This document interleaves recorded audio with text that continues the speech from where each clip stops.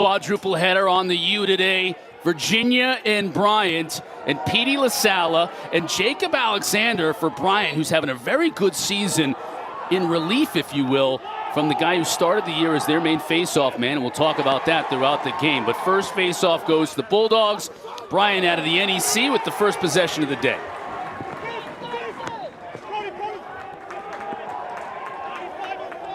Logan McGovern, number 1, is somebody to keep an eye on in black as well. 15th in the country in assists per game. He's the quarterback. He's the feeder. O'Rourke is a Luciola, so shot clock doesn't reset. Virginia still has 33 seconds to shoot. Here comes Jeff Connor. He got free, but didn't have a great angle. Shellenberger. He scores for Virginia, and the Cavs go on top early. Goal for the Cavaliers! Redshirt freshman, all ACC, #1 recruit in the country 2 years ago for a reason. Virginia's leading scorer. You see the point total, but he also does it in a variety of ways. They've played him at midfield. They played him at his natural spot at attack. But the beauty of this Cavalier offense is they have 2 quarterbacks, Matt Moore and Connor Shellenberger, who can beat. Captain's 34. Again, a lot of experience on that rope unit for Virginia. That was Connors D'ing up. Aiden Goltz. And back in the cross of McGovern.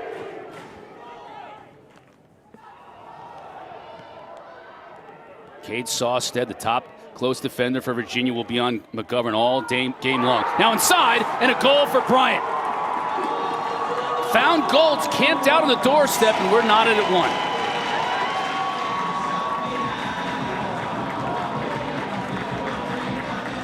Credit Goltz for the goal, but Bonanito with a spectacular pass from up top, finding the inside seams of the Cavalier defense. Their one weakness, it's not man-to-man, it's off ball. See the backdoor cut? And just a sliver of an opening for Goltz. Goltz catches this between 2 in the possession. But Alexander has stepped up. He was 17 for 30 against Zach Cole from St. Joe's in that conference championship game in the NEC. Cole's one of the best face-off men in the country, so he's battle-tested. Great chance for Virginia here. They're not going to miss that one. Odd man rush for the Cavs, and they retake the lead. One of the reasons I highlighted Jared Connors at the top of the show was to magnify the significance of the Virginia transition game. I think Bryant can hang in the 6-on-6 settled spots. In transition, you let the horses run. Xander Dixon with a GB. Ian Laviano spot feeds Matt Moore. This is where Virginia has to strike. 54 points, and it's a Virginia team that averages almost 14.8 a game. That's good for 6th in the country. Now LaSalla, he'll shoot, not afraid to do it. He does get a shot off and scores in heavy traffic.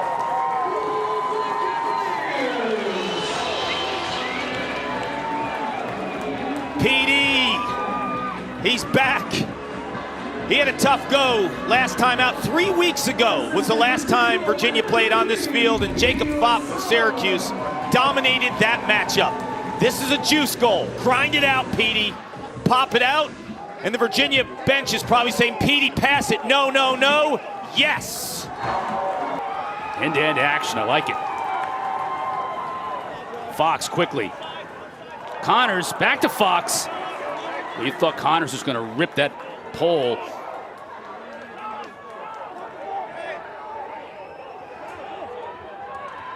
What a move, and what a goal! That's Sam Goforth. Buries it for the Bulldogs in transition. Virginia, known for speed, known for hitting in transition. Well, Bryant has the answer. You want to play fast? We'll play fast. End-to-end action. Head up, Goforth cashes in with a great catch, a spin, and a stick. Bryant is going nowhere. The Bulldogs hanging around. backfield with Bertrand. He's got the ball in his cross. Great move. Now back to his left. Cracchiola was there to make the stop, and a big-time ground ball. Brody Rule picking it up. Bryant losing it, though, and that's the one thing you cannot do, because you give this Virginia team another second to be able to get their bearings. But luckily for the Bulldogs, they get it back, and now they may have an unsettled situation here. They do. McGovern shoots and scores!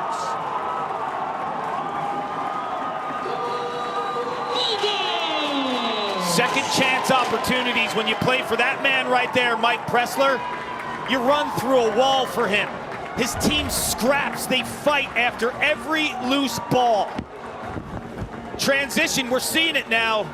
Bryant is not scared to push, and McGovern, Darien, Connecticut, he has a sweet stroke. An outstanding young. We've seen some battles in the middle of this field already. Laviano. Aiken falling down. Cracchiola makes the stop. Unfortunately, throws it right back to Virginia, though. And Virginia makes him pay, and it's Laviano from distance. Caragioli gets a piece of that. There's Doc Aiken's mom, Patrice, waving the flag. Bryant is going to try to clear the ball as fast as they possibly can so Virginia doesn't set up in the ride. What happens, though, is sometimes you go for a little bit too much, right? You want to get the ball out if you're Caragioli. But what happens is you throw the errant pass, Virginia gets that opportunity, and although it wasn't a direct reflection of the ride, it was Bryant panicking to. Now Charlie Bertrand, two-time D2 Player of the Year. Won a national championship a couple of years with Merrimack, transferred into this Virginia program.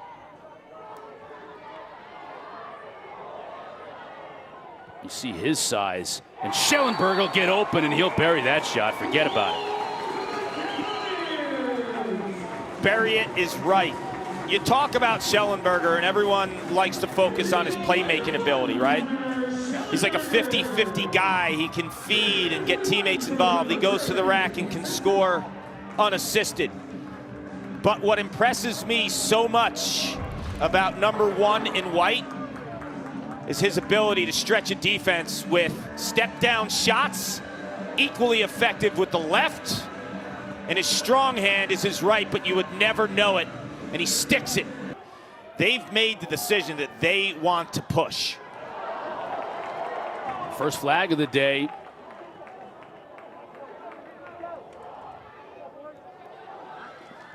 Aiken comes out of there with it more. Thought he might have a chance. Pass just a little bit too high for him to settle into a shot. Now Xander Dixon. He and Shellenberger are going to work a little two-man game behind the cage. Dixon, one of the better passers on this team. Moore going to fire and score.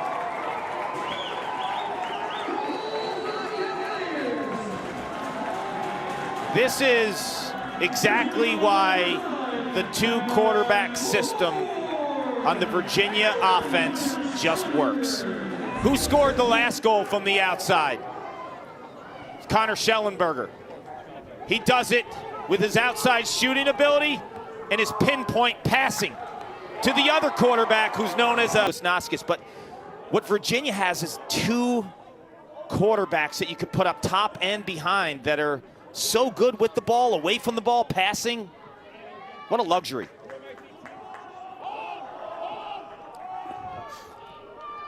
Now McGovern, Rhodes coming out after him. This could be problematic, and it was. Rhodes came out after McGovern, and McGovern's quickness just got him topside, and he was able to make him pay. Logan McGovern is a fighter. The Bryant Bulldogs are fighters. They're going to soak some punches from the Cavaliers. The ACC has brought it this season, but the other conferences aren't backing down, and the NEC is no different. McGovern plays a little cat and mouse with Rhodes. He wins that battle. If it's because Alexander just had his number, Jake Alexander, to start this game, and Lars Tiffany is going to try and mix it up a little bit with the freshman Gable Braun, but either way, it's now a man up for Bryant. Yeah, and every violation after is a man up. It's a team penalty, so it's not specific to Petey LaSalla or Gable Braun. Weingarten buries it.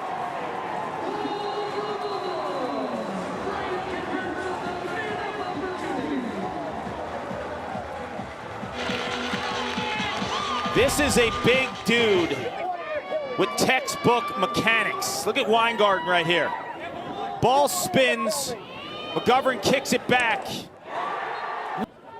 Man up for Bryant again. They made the most of their last opportunity with a goal. O'Rourke tried behind the back, couldn't get it to go. And this time off the outside of the pipe again. Just peppering Road with shots.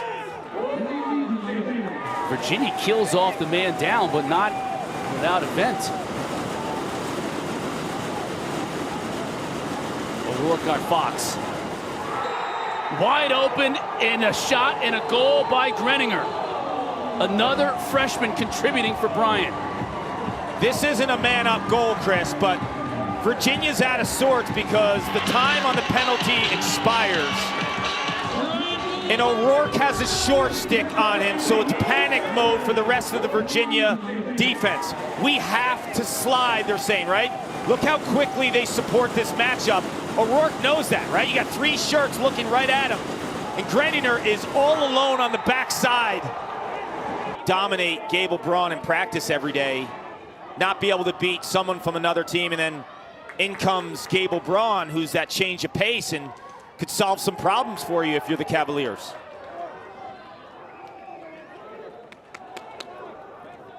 Bertrand, skip pass over to Shellenberger. That's a goal by Peter Garno. So several Cavaliers getting involved, names that we might not call on a regular basis. We could talk the skill set all day of Connor Shellenberger. He's extremely gifted, but he also has incredible lacrosse IQ. So Garno scores this goal, but the most valuable player, bar none, for the Cavaliers this afternoon offensively has been Connor Shellenberger. I mean, look at the awareness. You start the you're drooling if you're an offensive player going 6-on-4. I mean, please get me the ball in the rotation. You're going to have your hands free. Virginia would have had to go into a box. Bryant could have played the perimeter and had an awesome opportunity to spray one. And now Matt Moore and company will look to extend their lead here early in the second half. You can see the turf is slick because Dox Aiken just lost his footing. Good pass, great look and a goal. Beautiful pass from Matt Moore to Payton Cormier right on the doorstep. 7-6 at the half. Could have been Bryant's ball. 6-on-4 to start the third quarter. Instead, Virginia starts with the ball, burns the penalty, and then Matt Moore doing a little bit what Connor Shellenberger does. Play him behind, play him up top, spot feed the automatic Payton Cormier from that spot. So that's something to keep an eye on for Virginia if 32 in white is taking draws. Or 23, I should say, excuse me.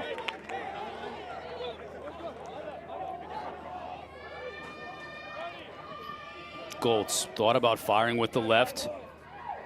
McGovern quickly. Chance for Bryant. At wall on the rebound. That's a beautiful job by Ben Abladian. I love how they traveled down from Rhode Island. Support the boys. They believe, so do the players on the field.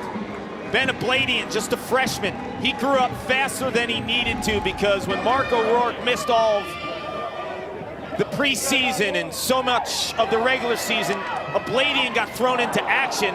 He responds as the conference rookie of the year. And right there, well, he's Johnny on the spot with the rebound.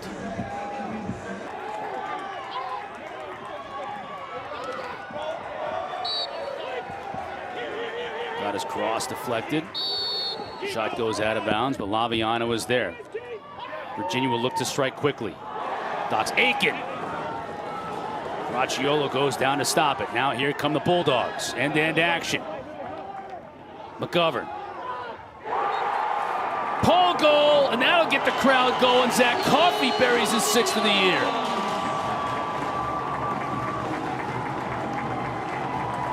Coffey has been big on the clear for Bryant today.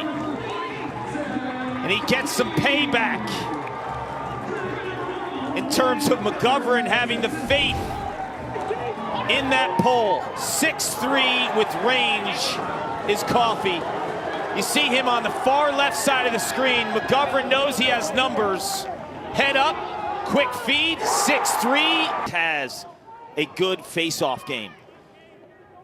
Casey Broderson, who's been with the club for a while, kind of manages that from the coaching perspective. And this is a unit that is always dialed in. They always have a guy or even two that can answer the bell at the dot. Well, they had Nathan LaLiberte, who was one of the top freshman face-off guys in the country early in the season. He tore an ACL and a goal, and now they lead, and Marc O'Rourke finally solves road.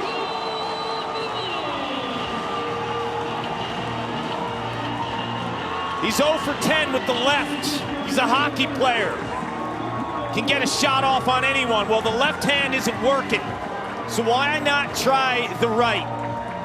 And this is a big-time physical dodge. O'Rourke from the state of Massachusetts. Played for David Evans in Massachusetts, who's a big right-handed bull-dodging attackman. And that looked like his coach right. O'Rourke now trying to make something happen. We are full strength. Back to his left. High bouncer stays with Bryant. Think he's shooting? Well, now he feels it, right? Finally scored. McGovern. Shoots and scores! Just got a step on Sawstead, and it was all he needed. Tough guys can come in all shapes, sizes, and forms. This is a tough guy. Embodies what Bryant's coach Mike Pressler is all about. Give me everything you got, one in black. He answers the bell. Nobody thought Bryant would come down. Battle with the big boys of the ACC. Logan McGovern. 22 days since their last game, and it was a loss, too. They lost 2 out of 3 to end the regular season. No ACC tournament. And because they played the maximum games, those 14 games plus the 1 scrimmage, they couldn't schedule another game. So it's been 3 weeks for Lars Tiffany to keep his team focused coming into this NCAA tournament. It's the longest layoff I can ever remember between regular season and tournament, ever. This will be a shot and a goal. That's Garno from distance. That's 2 for him on the day.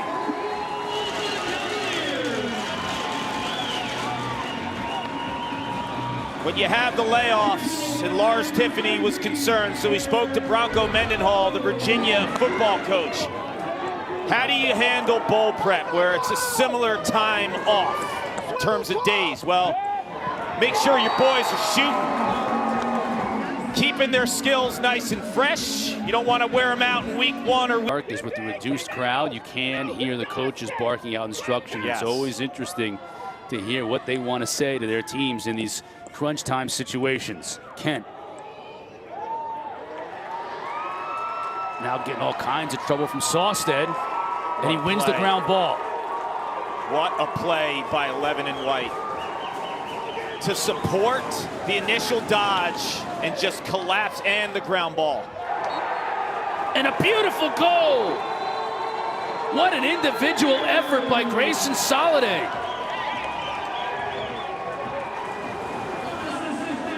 Down the stretch in 2019, 11 and White was asked to guard the opposition's top player. And he did that. He answered the bell in the national championship against Jackson Morrill from Yale. This time he supports his fellow Cavaliers. Now more goal line extended. We'll survey the field.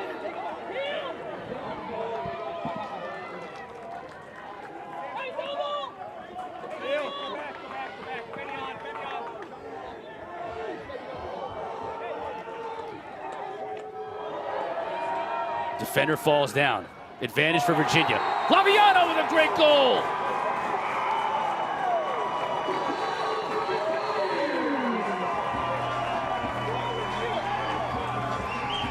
Big time moments.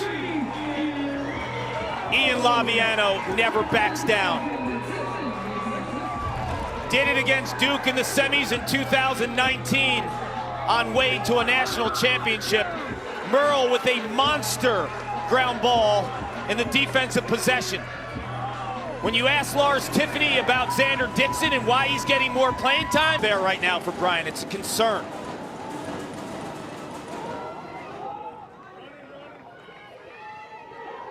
Laviano now goal line extended up top. Aiken again. Has it deflected. Fisk, one of the team captains of this Bryant team, trying to kick it free, can't. It's Jeff Connor who comes out of there with it. 50 seconds still for Virginia to shoot, plenty of time. Halfway through this fourth quarter. Shellenberger looking to feed. He does. Docs Aiken just deflected by the defender. Tense moments here on this side of the field as this possession continues for Virginia. Moore, no stranger to huge goals. Wide open though is Cormier. He won't miss that shot.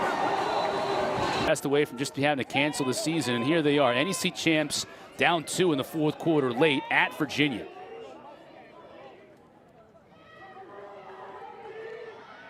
So they're back in a man right now, and I was a little unsure why they went to zone in this fourth quarter because they were playing some solid man in this game. Got to get a stop here. Garno has had a big day, couple of goals for Virginia. Connor inverted. Finds a cutter in front, off the pipe, but on the rebound. Johnny on the spot is Charlie Bertrand, and that's a huge goal for the Cavs. This could be a backbreaker. Caragioli knows it. Coming back from 3. It's a tough ask. Pressler still has 2 timeouts on the board. McGovern on Sawstead.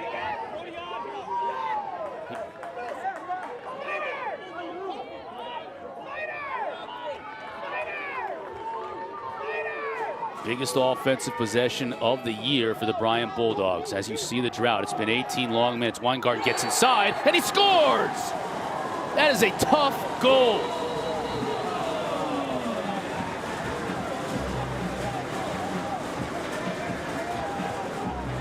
(6'1", 220, staring you down. Treats a slide like it's nothing, using the body. Big time righty Dodger. He's got Merle backpedaling, and Merle's wearing actually 2 different colored cleats, which tells me something might be wrong with one of those feet. And Weingartner. Now to Weingart. Road is there to stuff him. Wow, that was the matchup, Chris. Weingarten on Merle. He beat him the last time, beat him again. But Road in May. 18 saves for Alex Road. Now all that's left for Virginia and Ian Laviano is to run out this clock. Caragioli was out there trying to get the ball from him. Anything they can do. It's desperation time for Bryant. That shot is meaningless as Laviano is just trying to kill clock, and there's just not enough time for the Bulldogs.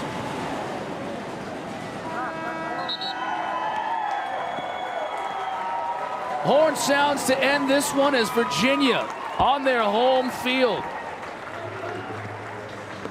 took everything that Bryant had to offer.